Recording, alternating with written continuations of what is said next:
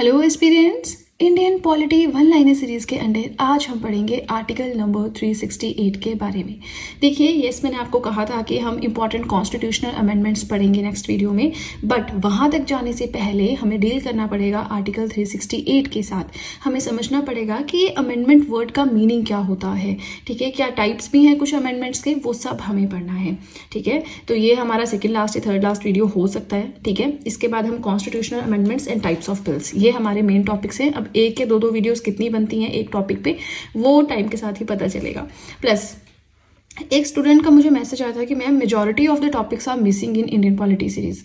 तो majority of the topics missing है, तो आपसे मैंने ये नहीं पूछा कि कितने टॉपिक्स हैं, मेजॉरिटी में है माइनॉरिटी में। आप मुझे टॉपिक्स के नाम मेंशन करें। आई थिंक मैं उनको रिप्लाई करना भूल गई क्योंकि मुझे और मैसेजेस आ रहे थे या पता नहीं जो भी था, बट मुझे लिस्ट भेजें या फिर कमेंट में ही टॉपिक्स के दो चार जो भी आपको लगता है टॉपिक्स छूटे हुए उनके नाम लिखे। इस तरह से कमेंट करना that ma'am majority of the topics. देखिए, मेजॉरिटी का मतलब होता है मैक्सिमम। तो जितने टॉपिक्स में से क्वेश्चन आता है वो तो मैंने सब कुछ पढ़ा दिया है। मेजॉरिटी में आता क्या है आपका, यूनियन गवर्नमेंट आता है, सारा पढ़ा दिया है। स्टेट गवर्नमेंट आता है, सारा पढ़ा दिया है। कॉन्स्टिट्यूशनल बॉडीज आती है, नॉन कॉन्स्टिट्यूशनल बॉडीज आती हैं, वो पढ़ा दी हैं। तो उसके बाद क्या बचा फिर? उसके बाद तो कुछ भी नहीं बचा, है ना। अब तो करंट अफेयर से लिंक करके आपको पढ़ना है। चलिए, जो भी है कमेंट सेक्शन में बताएं, फालतू के कमेंट्स ना करें क्योंकि मुझे ये चीज़ें बिल्कुल पसंद नहीं है, ठीक है। Now article number 368 deals with the amendments of the constitution. संविधान हमारा बना कब बना, फर्स्ट रीडिंग, पूरा मेकिंग ऑफ द कॉन्स्टिट्यूशन हमने पढ़ा है। तो जब हमारा संविधान बन गया, ठीक है, अब अगर हमें आज की डेट में उसमें कुछ चेंजिंग लानी है तो उसी चेंजिंग लाने को हम कहते हैं अमेंडमेंट। यानी अमेंड का मतलब क्या होता है? सुधार करना, चेंज करना, है ना। तो अमेंडमेंट ऑफ द कॉन्स्टिट्यूशन का मतलब है संविधान में कुछ चेंजिंग करना, right. Now this is the process of making changes to the nation's fundamental law और सुप्रीम लॉ। इंडिया का एक जो सुप्रीम लॉ है उसमें चेंजिंग करना, उस प्रोसेस को हम बोलते हैं अमेंडमेंट इन द कॉन्स्टिट्यूशन। अभी जो प्रोसीजर है अमेंडमेंट का कि अमेंडमेंट आप कैसे कैसे कर सकते हो, वो procedure part number 20 article number 368 में मैंशनड है, ठीक है। And borrowed from the south African constitution. ये जो अमेंडमेंट का पूरा प्रोसेस है, तरीका है, कंसेप्ट है, ये लिया गया है साउथ अफ्रीका के संविधान से। अब south Africa is not the southern part of Africa, ठीक है। ये एक कंट्री है जो कि अफ्रीकन कॉन्टिनेंट में है। अफ्रीका कॉन्टिनेंट का हमने पता है हमें दैट जो तीन इमेजिनरी हमारी लाइन्स हैं, tropic of cancer, tropic of capricorn and equator. तो ये तीनों इमेजिनरी लाइन्स जो हैं ये अफ्रीकन कॉन्टिनेंट से, इकलौता ऐसा कॉन्टिनेंट है जहाँ से ये तीनों लाइन्स क्रॉस करती हैं, ठीक है। चलिए, ये तो थोड़ा एक्स्ट्रा हो गया, बट साउथ अफ्रीका जो है that is a country located in the southern part of Africa. Country है, कंट्री जैसे इंडिया है वैसे, ठीक है। तो वहाँ के संविधान से लिया गया है। एंड इसके under power of parliament to amend the constitution. ये मैं आपको एक दो बार फिर से रिवाइज करवा दूंगी इस वीडियो में कि संविधान में अमेंडमेंट लाने की पावर किसके पास है। क्वेश्चन आपको ऑप्शंस होंगे, पार्लियामेंट है, प्रेसिडेंट है, स्टेट लेजिस्लेटिव असेंबली, ऐसे करके ऑप्शंस होंगे। तो पार्लियामेंट में कौन कौन आता है? The president, Lok Sabha and Rajya Sabha. तो पार्लियामेंट के पास पावर है इसमें चेंजिंग करने की, और किसी के पास नहीं है, ठीक है। अब एक केस आया था केशव नंदा भारती केस जजमेंट। तो इस केस की जजमेंट मतलब जो आउटकम थी वो क्या थी, that parliament can not amend those parts which are the basic structure of the constitution. Yes, parliament amendment कर सकती है संविधान में, जहां आपको लगता है टाइम के साथ जरूरत है अमेंड करने की, कर सकती है। लेकिन पार्लियामेंट हमारे संविधान के उन पार्ट्स को नहीं अमेंड कर सकती जो कि बनते हैं basic structure of the constitution, ठीक है ना। जो क्या है? बेसिक स्ट्रक्चर है संविधान के, ठीक है। चाहे आप इसको हटा देना यहाँ से, बेसिक स्ट्रक्चर दो बार इन्वर्टेड कॉमर्स होकर देख लेना, ठीक है जी। ना बेसिक स्ट्रक्चर मतलब मूलभूत सिद्धांत, जो कोर प्रिंसिपल है हमारे संविधान का, वो चेंज नहीं होना चाहिए, ठीक है। अब हम पढ़ेंगे कि ये जो हमने पढ़ा अमेंडमेंट करते हैं, पार्लियामेंट करती है, साउथ अफ्रीका के कॉन्स्टिट्यूशन से लिया, पार्ट 20 में है, ये अमेंडमेंट होती कैसी है, ठीक है ना। तो तीन तरीके होते हैं अमेंडमेंट करने के। कौन कौन से हैं? सिंपल मेजॉरिटी के थ्रू, स्पेशल मेजॉरिटी के through and special majority with ratification of states. अब एक चीज समझिए, सिंपल मेजॉरिटी से हम क्या क्या चेंज कर सकते हैं, स्पेशल मेजॉरिटी से फंडामेंटल राइट्स, डीपीएसपीज और क्या क्या चेंज कर सकते हैं, special majority with ratification of state से हम क्या क्या चेंज कर सकते हैं। तो इन तीनों से हमें क्या क्या चेंज कर सकते हैं, किस किस चीज में, किस किस फील्ड में अमेंडमेंट कर सकते हैं, वो हम नेक्स्ट पेज पे पढ़ेंगे, ठीक है। पहले हम ये टर्म समझ लेते हैं कि सिंपल मेजॉरिटी माने क्या, स्पेशल मेजॉरिटी माने क्या, वो पढ़ लें पहले। चलिए, सबसे पहले let's start with simple majority. ये है क्या? टाइप्स ऑफ अमेंडमेंट्स है, ठीक है। सो सिंपल मेजॉरिटी क्या होती है? Majority of more than 50% of the members present and voting. कोई मीटिंग हो रही है, ठीक है, उसमें जितने मेंबर्स प्रेजेंट हैं, फॉर एग्जांपल 150 मेंबर्स प्रेजेंट है उस टाइम पे, जिस टाइम पे वोटिंग हो रही है, तो उसमें से जो मेंबर्स प्रेजेंट हैं और जो वोट कर रहे हैं उसमें से अगर 50%, इसका 50% क्या हुआ 75, तो अगर 75 लोगों ने किसी एक साइड पे, 75 क्या 76 में है ना, 76 हो गया 50% से ज़्यादा, तो अगर 76 लोगों ने एक साइड पे वोटिंग कर दी तो वो चीज़ हो जाएगी, वो होगी सिंपल मेजॉरिटी। सिंपल मेजॉरिटी माने सिंपल जो एक्चुअल में मेजॉरिटी होती है। आपके घर में 10 लोग हैं, अब बोल रहे हैं मूवी देखने जाना है, कोई बोल रहा है नहीं घर पे रहो और घर पे ही मूवी देखो, खर्चा क्यों करना, तो क्या करेंगे हम, मेजॉरिटी पोल करेंगे, देखते हैं मेजॉरिटी किसको देती है। अब 6 लोगों ने बोल दिया कि घर पे ही देखना है, खर्चा नहीं करना, तो फिर 6 लोगों की बात माननी पड़ेगी, क्योंकि माइनॉरिटी में रह गए 4, है ना, और 5 थे, 50% से ज्यादा माने 6। सिंपल बिल्कुल सिंपल मेजॉरिटी। देखिए इसमें कंफ्यूजन हो रहा है तो आगे वाले तो आप समझ ही नहीं पाएंगे, है ना, तो इसमें कंफ्यूजन नहीं होना चाहिए। कंफ्यूजन है तो जो मैंने कहा वो फिर से सुने, ठीक है, इसकी एक्सप्लेनेशन फिर से सुने, बिल्कुल सिंपल मेजॉरिटी जो हम आज तक देखते आ रहे हैं, ठीक है। अब आती है स्पेशल मेजॉरिटी। अब ये स्पेशल मेजॉरिटी क्या होते हैं, ध्यान से सुनिएगा। Majority of 2/3 members present and voting. 2/3 members जो प्रेजेंट है, चलिए मान लीजिए 100 का एग्जांपल लेते हैं, तो इसके 50% कितना हुआ 50, लेकिन हम यहाँ 50% की बात नहीं कर रहे हैं, हम करें 2/3 of the members present and voting. 100 members किसी मीटिंग में, किसी सेशन में प्रेजेंट हैं और वो वोटिंग कर रहे हैं। अब उसमें से 2/3 मेंबर्स ने मेजॉरिटी दी, 2/3 निकालोगे इसका तो 66 67 आएगा, 66 ले लेते हैं, है ना। तो अगर 100 में से 66 लोगों ने एक तरफ वोटिंग किया, मतलब एक फेवर में वोटिंग किया, बाकी सबने अलग में, तो ये चीज मानी जाएगी। बाय ओवर ये आगे भी है, इसको भी एक ही कंडीशन है सारी, ये और में नहीं है, ठीक है।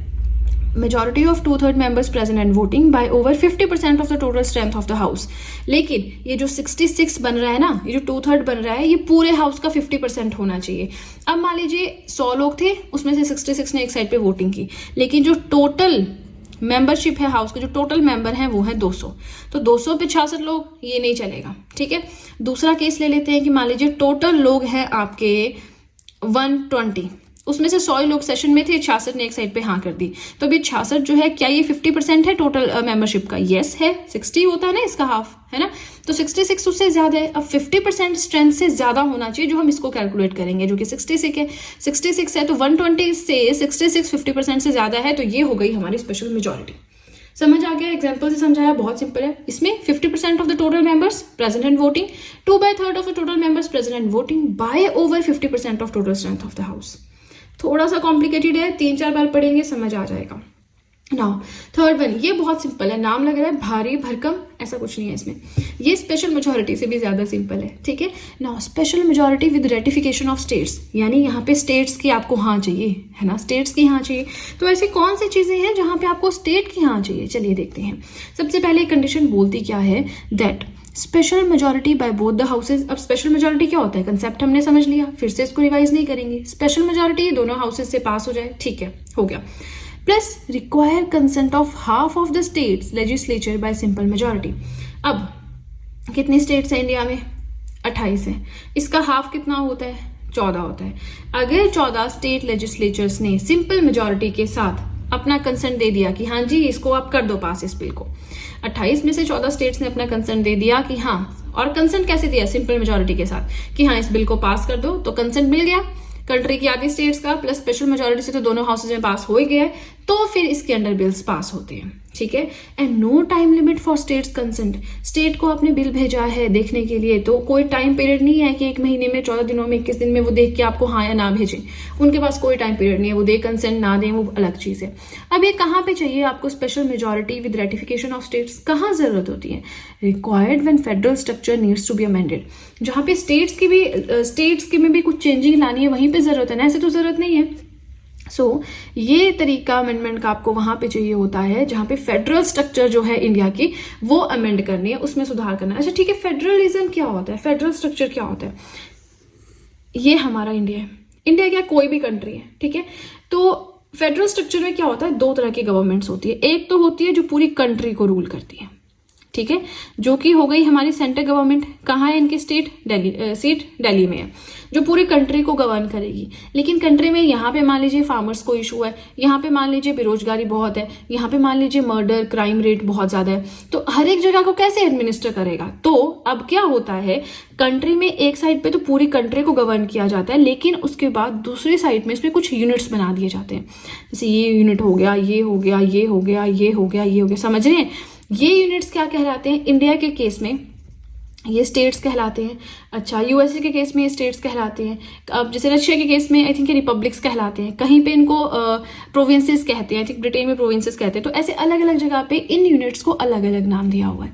इंडिया में इन्हें नाम दिया हुआ स्टेट्स, ठीक है। तो अब पूरे एक तरह से नेशनल लेवल पे तो सेंट्रल गवर्नमेंट सारा काम देखेगी, लेकिन स्टेट्स में और अच्छे से सुचारू रूप से प्रशासन चल सके, इन यूनिट्स में अच्छे से काम हो सके, तो कुछ पावर्स, कुछ क्या मतलब काफी हद तक पावर्स जो है स्टेट गवर्नमेंट के पास भी दी जाती हैं ताकि वो अच्छे से काम करें, ठीक है जी।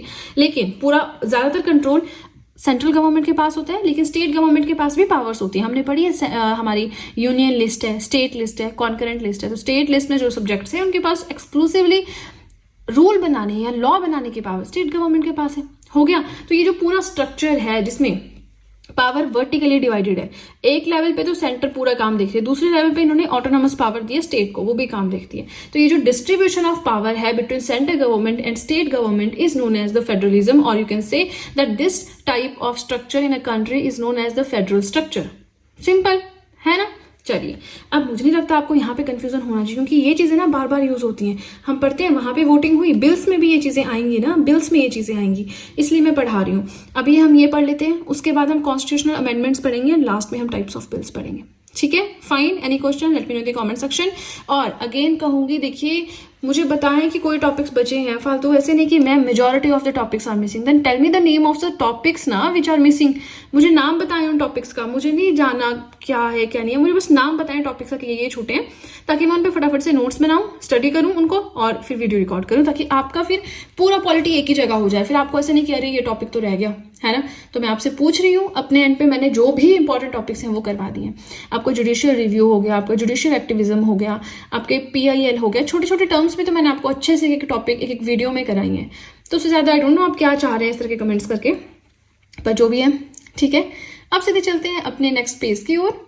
नाउ ये चीज हम ऑलरेडी रिवाइज कर चुके हैं, but again once again power of amendment, संविधान में सुधार लाना है, किसके पास पावर है, स्टेट लेजिस्लेचर के पास है, प्रेसिडेंट के पास है, सेंट्रल गवर्नमेंट के पास है, किसके पास है, पार्लियामेंट के पास है। पार्लियामेंट में क्या क्या आता है, the president, Lok Sabha and Rajya Sabha, ठीक है, हो गया। अब हमें पढ़ना क्या है, अब हम पढ़ेंगे कि हम सिंपल मेजॉरिटी के थ्रू किस किस फील्ड में अमेंडमेंट कर सकते हैं, हम स्पेशल मेजॉरिटी के थ्रू कहाँ कहाँ पे अमेंडमेंट कर सकते हैं, ये सब चीजें हमें पढ़ना है, ठीक है। तो ये 3 छोटे छोटे टॉपिक्स हैं, फटाफट से 2 मिनट के अंदर कवर करते हैं। अब इसमें देखो याद भी करना है, समझना क्या है ना। सिंपल मेजॉरिटी के थ्रू आप कहाँ कहाँ अमेंडमेंट कर सकते हो। Amendments related to citizenship, citizenship कैसे एक्वायर करनी है, कैसे टर्मिनेट करनी है, सिंपल मेजॉरिटी में कर सकते हो। क्रिएशन और रिमूवल ऑफ लेजिस्लेटिव काउंसिल, कोई ऐसी स्टेट ले जहां पे लेजिस्लेटिव काउंसिल नहीं है, हिमाचल में नहीं है, तो अगर अब हिमाचल ने लेजिस्लेटिव काउंसिल बनानी है तो वो सिंपल मेजॉरिटी के साथ अमेंडमेंट कर सकती है। मतलब हम नहीं करेंगे, वो ऑब्वियसली सेंट्रल गवर्नमेंट के पास पावर होती है, स्टेट गवर्नमेंट के पास ये पावर नहीं है, ठीक है। लेकिन वो यहाँ से बिल पास कर सकते हैं कि मतलब एक रिक्वेस्ट यूनियन को, मतलब पार्लियामेंट को, कि आप हमारे लिए बनाइए, हमें जरूरत फील होती है, ठीक है। फिर आगे फिर हमारा पार्लियामेंट देखता है कि कैसे वर्क होगा। चलिए, चेंजिंग नेम और बॉर्डर ऑफ स्टेट्स। अब कोई एक स्टेट है उसका बाइफिकेशन होता है, आंध्र प्रदेश का बाइफिकेशन हुआ, आंध्र प्रदेश एंड तेलंगाना 2 स्टेट्स बनी, ठीक है। उत्तर प्रदेश का बाइफिकेशन हुआ, यूपी एंड उत्तराखंड बना, है ना, ऐसे करके। तो ये जो बाउंड्री या नाम चेंज करने की जो पावर है, सिंपल मेजॉरिटी के थ्रू आप एक्सेस कर सकते हो। Changes in the quorum, quorum क्या होता है, 10% ऑफ द टोटल लोग होने चाहिए। अगर एक हाउस में 100 लोग हैं तो कम से कम 10 लोग तो प्रेजेंट हो जिसपे हम मीटिंग कर सके, वो होता है मिनिमम कितने नंबर्स होने चाहिए। Rules and procedure in parliament, parliament कैसे वर्क करेगी, उससे related rules procedures. Use of English language in parliament, इसमें क्या समझाना, यूज ऑफ ऑफिशियल लैंग्वेजेस, इसमें चेंज करना है सिंपल मेजॉरिटी से। ड्यूटीज में डिलिमिटेशन ऑफ कॉन्स्टिट्यूएंसीज, डिलिमिटेशन समझते हैं ना, पढ़ाया है मैंने आपको डिलिमिटेशन कमीशन। अगर किसी भी कॉन्स्टिट्यूएंसी का एरिया बढ़ाना है या घटाना है, मतलब बाउंड्री सेट करनी है, तो उस केस में सिंपल मेजॉरिटी चाहिए, okay. Conferring some more power to supreme court, ये सुप्रीम कोर्ट को ज्यादा स्ट्रांग बनाना है, उसको और पावर्स ट्रांसफर करनी है, तो वो भी सिंपल मेजॉरिटी के थ्रू हो जाता है। अब देखिए, ऐसा नहीं कि यही है, बहुत सारी लंबी लिस्ट है, लेकिन ये सारी वो इंपॉर्टेंट चीज़ें हैं जहाँ से क्वेश्चन बन सकता है, ठीक है ना। फिर बात आती है स्पेशल मेजॉरिटी की, कि special majority 2/3 of the total members present and voting plus 50% simple majority, पढ़ा है ना मैंने आपको। अब स्पेशल मेजॉरिटी के थ्रू आप कहाँ कहाँ पे अमेंडमेंट कर सकते हो? Fundamental rights, directive principles of state policy and any other provisions which are not covered by the first and third category. कोई भी ऐसा प्रोविजन जो पहली और लास्ट वाली कैटेगरी में नहीं इंक्लूडेड है, वो भी स्पेशल मेजॉरिटी के थ्रू होता है, ठीक है। Now last but not the least सब टॉपिक हमारा है amendments by special majority and ratification of states. Special majority के थ्रू अमेंडमेंट करना है, रेटिफिकेशन मतलब कंसेंट चाहिए स्टेट्स का, तो उसके लिए क्या क्या चीज़ें आती हैं?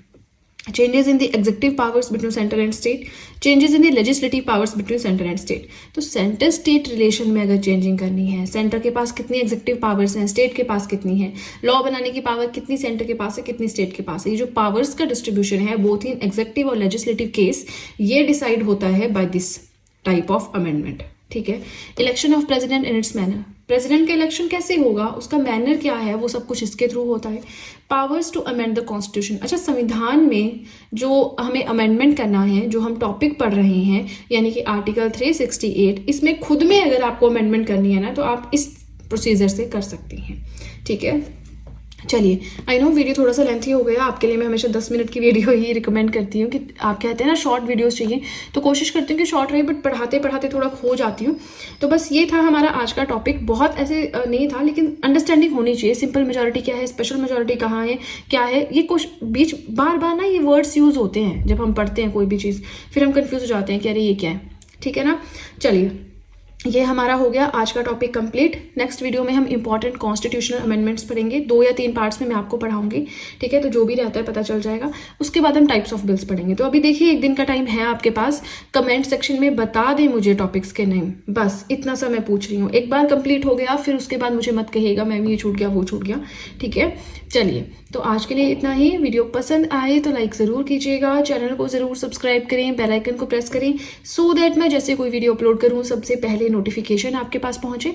प्लस जो भी आपके फ्रेंड्स हैं जो भी गवर्नमेंट एग्जाम्स के लिए प्रिपेयर कर रहे हैं, उनके साथ भी मेरे चैनल का लिंक ज़रूर शेयर करें, so that in handwritten notes का उन्हें भी कुछ फ़ायदा हो सके। तो चलिए फ्रेंड्स, आज के लिए इतना ही। अब हम मिलेंगे नेक्स्ट वीडियो में। So that's it and see you soon.